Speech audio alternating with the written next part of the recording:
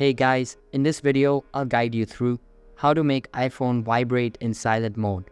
Alright, so let's begin with the video. In order to make your iPhone vibrate in silent mode, firstly, go ahead and launch the settings application on your device here. Go ahead and tap on the sounds and haptics option, and then tap on haptics. You will see the option for play in silent mode.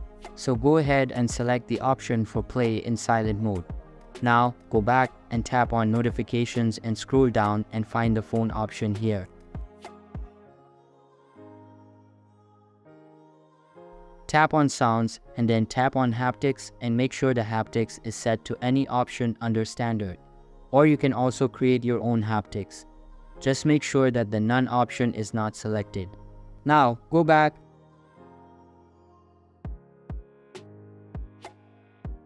and the same applies for messages. To tap on the messages option and then on sounds and then on haptics, and make sure the haptics is set to any option under standard. Or you can also create a new haptics. Just make sure that the none option is not selected. So that's basically how you can make iPhone vibrate in silent mode.